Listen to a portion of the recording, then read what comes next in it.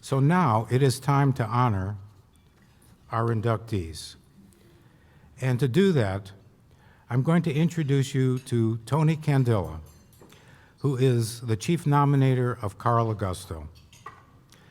Tony has worked as a rehabilitation counselor, as a supervisor, as a manager, and administrator, both in his native New York and California. He worked under the gentleman he's about to introduce while at AFP in the early 2000s.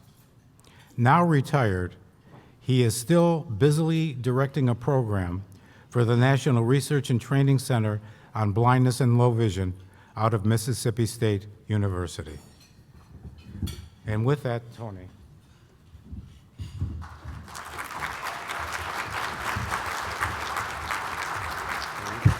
Thank you.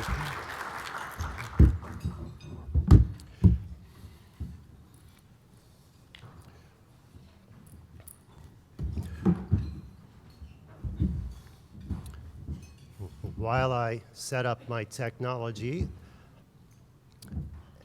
and this is not in my prepared remarks, so I can speak extemporaneously, I want to thank one of the APH staff members who was my guardian angel through the nomination process, Mr. Mike Hudson, who I know as Mudson at aph.org.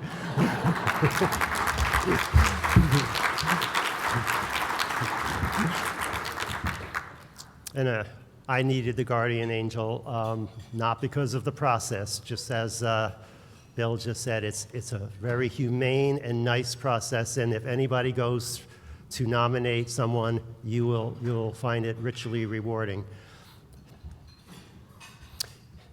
So I want to thank American Printing House for the Blind, the Hall of Fame Board, and of course, Dr. Bill Weiner.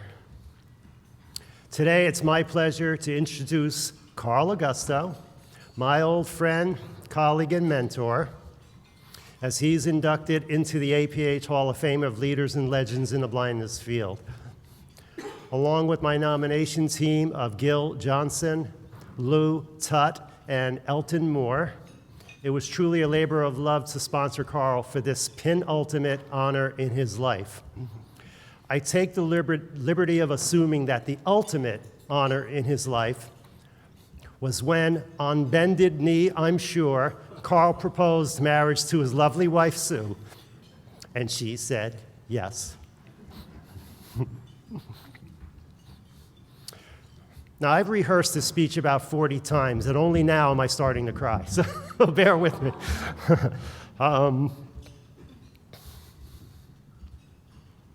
Induction into the Hall of Fame is a high honor in and of itself, but even more so because of the company that resides within.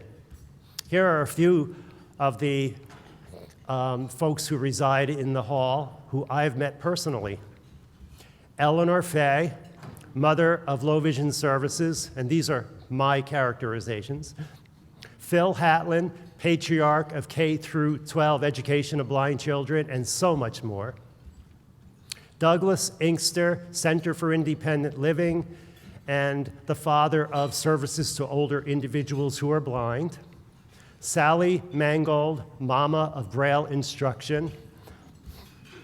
Susan Spungen, mentor and mother of education for blind children and youth, and again, so much more. And Louis Viselli, father of job placement services for the blind and supporter of AER's employment division.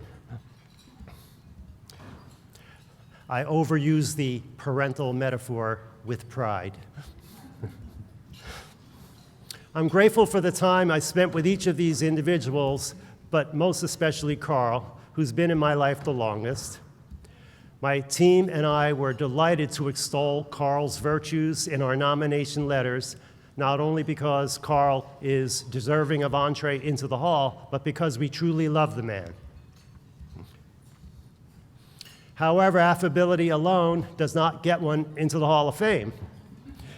As in baseball, of which Carl and I both share a passion, one must amass some pretty good statistics.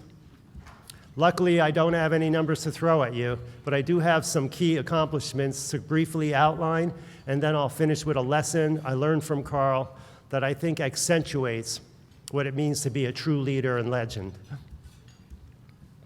I first met Carl when he was my rehab counselor with the New York Commission for the Blind. Carl was a bulwark of strength and steadiness for me as I wended my way through college. Soon after I graduated, Carl left the commission to take a job with the National Accreditation Council for agencies serving blind and low-vision consumers. Years later, when I asked him, Carl told me he had to weigh a number of factors, especially strong opposition to NAC by a consumer organization. But in the end, he went with his philosophy to do good work and inspire accredited agencies to provide excellent service and treat consumers as whole people with capabilities and not handicaps. Carl must have wanted to practice what he preached, for the next thing I knew, he was heading up the Cincinnati Association for the Blind. I lost track of him for a while and picked up the trail when he returned to New York in the early 90s to assume the position of president and CEO of the American Foundation for the Blind.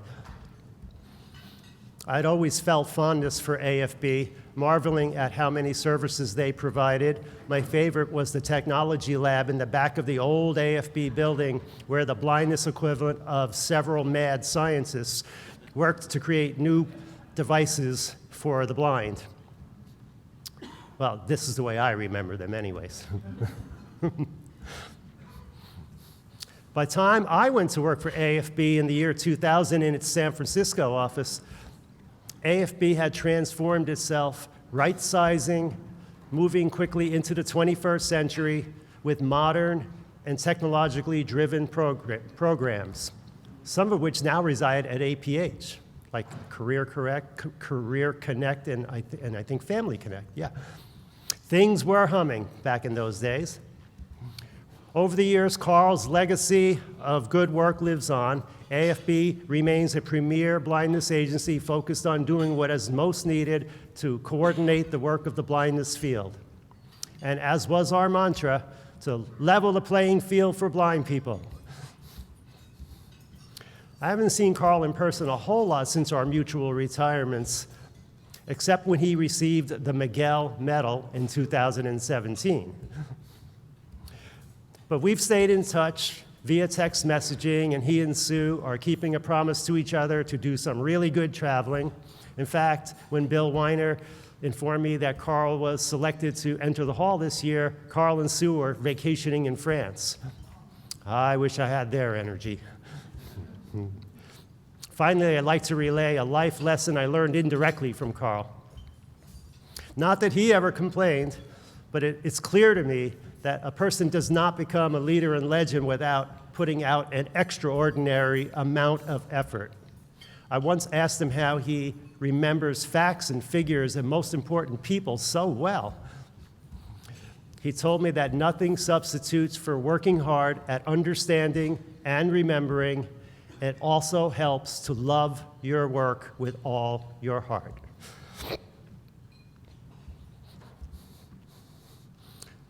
Over the years, I've drawn strength from Carl's example of enlightened leadership. He's been a role model for me and a gift to our field. Carl, okay, here's when I lose it.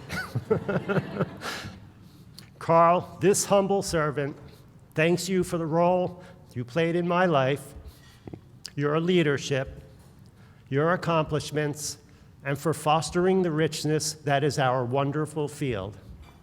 And now, without further ado, I present to you, ladies and gentlemen, my hero and one of the 2023 inductees into the APH Hall of Fame, Mr. Carl Augusto.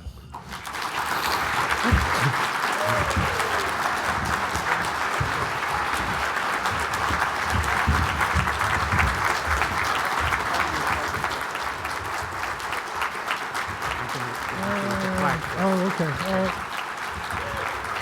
Thank you.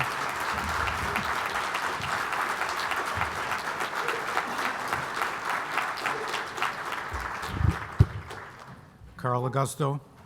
On behalf of the Board of the Hall of Fame, I want to welcome you into the Hall of Fame. Congratulations to you. And this plaque, I want to show you. I'm going to hold it up to the audience. That was created by Andrew Dakin and has a likeness of you on it. This plaque will be hanging in the hall as soon as the hall is relocated. And in the meantime, you will also have a plaque of your own to take with you. Thank you. Okay. Thank you. You hold that for Yes. me? Let's see.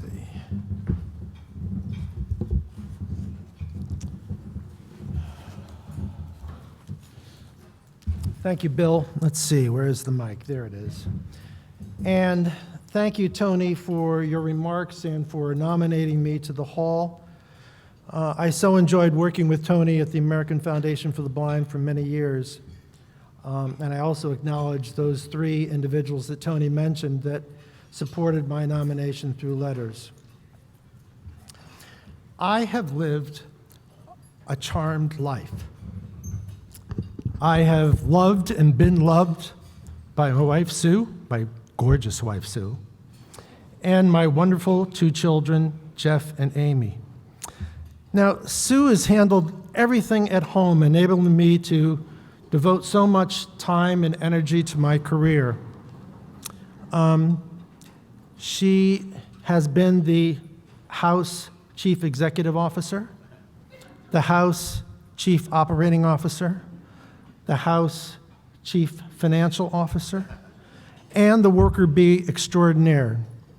Now, I didn't have a title until I retired, and then I became Sue's executive assistant.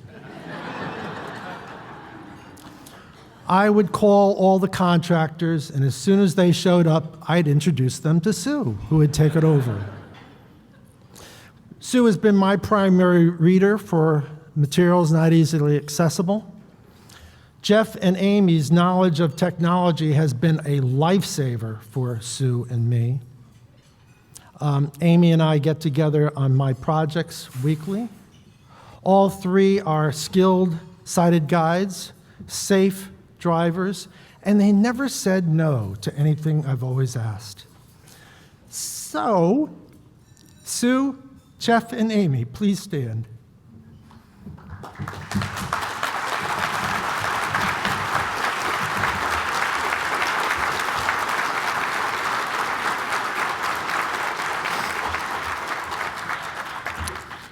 My closest friends in the world have been people from the blindness field. I have my good friend Cliff Ulstrom in the audience today. Cliff and I have known each other now for 48 years, which is longer than most of the people in this audience, I think.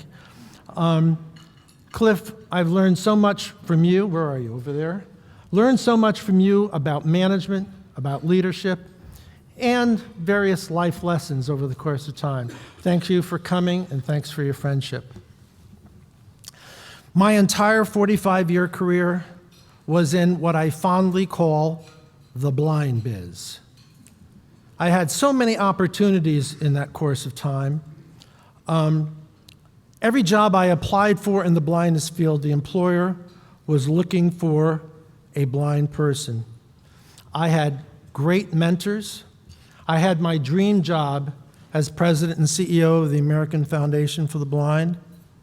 I worked with very talented professionals, including Hall of Fame members Susan Spungen, Kay Farrell, and Kathy Hubner. And I'd like to say a special hello to others, some in the audience here today. First of all, to my buddy Paul Schrader. Paul and I worked together for many years at the American Foundation for the Blind, and APH and the Blind Biz are very fortunate to have Paul continuing as a leader.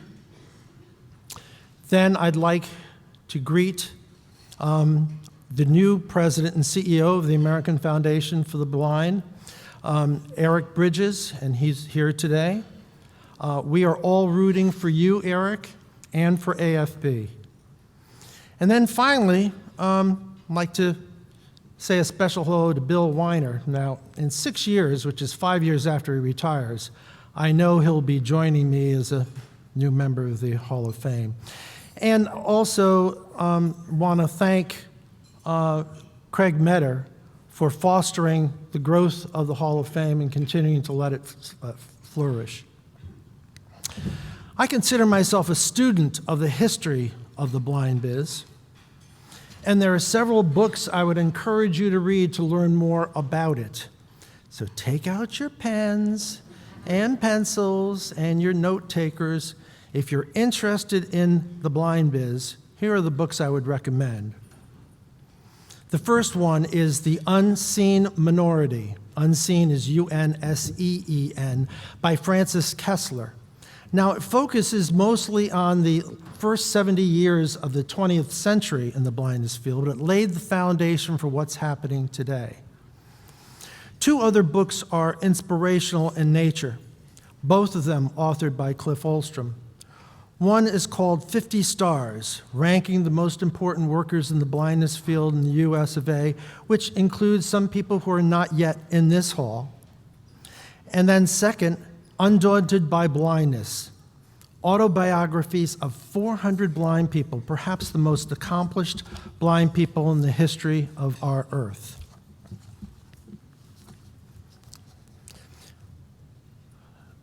Both of those books, incidentally, are published by Perkins. When I graduated, let's see if I'm doing this right here.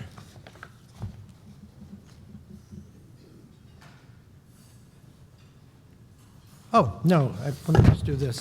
When I came to AFB, I already knew a great deal about Helen Keller, and I appreciated her so much. But the more I learned about her when I was at AFB, the more amazing she became.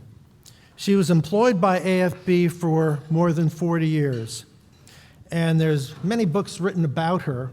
I've read many of them, but the book that I would recommend to all of you is Helen and Teacher by Joseph Lash, which covers her 88 years on this earth, talks about her parents, talks about her legacy. It's a wonderful book. When I graduated with a master's degree in rehabilitation counseling, I was looking for a job working with any disability group except one, people who were blind or visually impaired. Why? Because I was struggling to accept my own visual disability. How in the world would I be able to help others deal with theirs? But as fate would have it, I was not successful in getting a job working with any other disability group. I gave up trying. I was desperate for a job, and I settled on a job in the blindness field. But I never, ever regretted it. You in this audience are so fortunate to be working in the blind biz. You're transforming the lives of people with vision loss every day. It's not an easy job. You're not going to make a lot of money, but you're making a huge difference.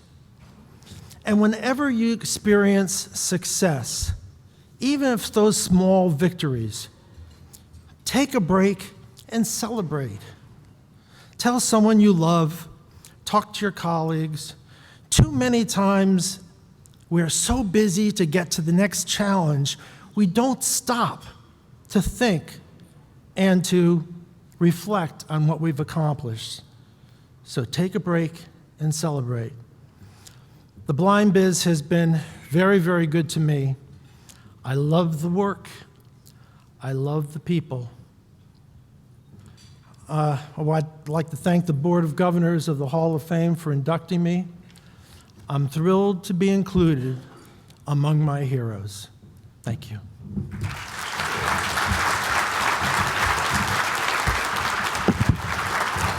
Beautiful.